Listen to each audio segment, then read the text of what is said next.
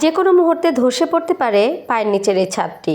একটা ছবির নেশা, একটা ভিডিও করার আশা অনেকেই নিজের জীবন বাজি ধরেছেন।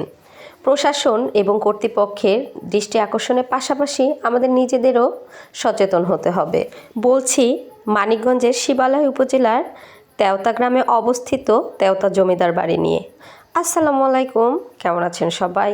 নতুন আরেকটি ব্লগ ভিডিওতে সকলকে স্বাগত জানাচ্ছি। তেওতা জমিদার বাড়ি ঘুরে দেখার উদ্দেশ্যে ঈদের দ্বিতীয় দিনে আমরা রওনা দিয়ে দিই বিকেলবেলা। তেওতা জমিদার বাড়ি, যেখানে প্রতিটি ধূলিকণায় মিশে আছে জাতীয় কবি, বিদ্রোহী কবি কাজী নজরুল ইসলামের স্মৃতি, আর প্রতিটি ইটে মিশে আছে চরম ঝুঁকি। মানিকগঞ্জের শিবালয় উপজেলা এই বিশাল প্রাসাদটি শুধু একটি স্থাপনা নয়, এটি ইতিহাসের এক সাক্ষী, যেখানে আমাদের জাতীয় কবি কাজী নজরুল ইসলামের প্রচুর স্মৃতি রয়েছে এবং তার স্ত্রী প্রমীলা দেবীর পৈতৃক নিবাস। কবির অনেক স্মৃতি আর যাতায়াত জড়িত আছে এই আঙিনায়।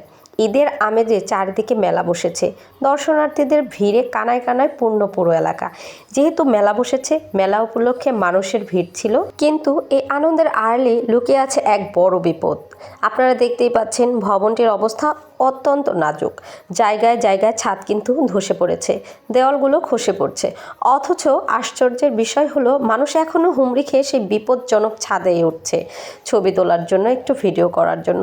এর মধ্যে কিন্তু আমিও ছিলাম। একটু অসতর্কতা বা পায়ের সামান্য চাপে ঘটে যেতে পারে বড় কোনো দুর্ঘটনা। অনেক বিপদের কথা বলা হলো, চলেন এবার এই জমিদার বাড়ির পুকুর পাড়টা একটু ঘুরে আসি। যখন আমি সিঁড়ি দিয়ে পুকুর ঘাটের দিকে এগিয়ে যাচ্ছিলাম, তখন আমার মনে এবং স্মৃতিতে ভেসে উঠছিল আমাদের জাতীয় কবি কাজী নজরুলের ছবি। মনে মনে তখন আমি ভাবছিলাম, আমাদের জাতীয় কবি এখানে বসে কত ছোট গল্প, কত গান, কত কবিতা, কত কিছুই না লিখেছেন। ঈদের পরের দিন যাওয়াতে একটু ঝামেলাই হয়ে গিয়েছে, যেহেতু মেলা ছিল আর অনেক লোকের ভিড় ছিল। ভিড়ের কারণে ভালোভাবে জমিদার বাড়িটি ঘুরে দেখতেও পারিনি, আর যেহেতু ছাদের অবস্থা এত খারাপ, তাই বেশিক্ষণ থাকতেও পারিনি। আমাদের মানিকগঞ্জ জেলার শিবালয় উপজেলার এই তেওতা জমিদার বাড়িটি আপনাদের কাছে কেমন লাগলো? যদিও বা ভিড়ের কারণে খুব একটা ভিডিও করতে পারিনি। পাশেই কিন্তু একটা নবরত্ন মঠ ছিল, সেটাও আমি ভিডিও করতে পারিনি।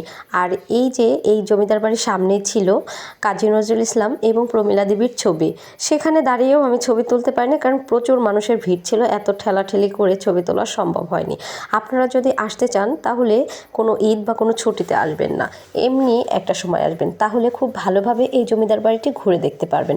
তবে অবশ্যই সাবধানতা অবলম্বন করবেন, যেহেতু এই ভবনটি খুবই পুরাতন এবং ধসে পড়ছে। তাই আমি বলবো এ বিষয়ে কর্তৃপক্ষের বিশেষ নজরদারি দেওয়া দরকার।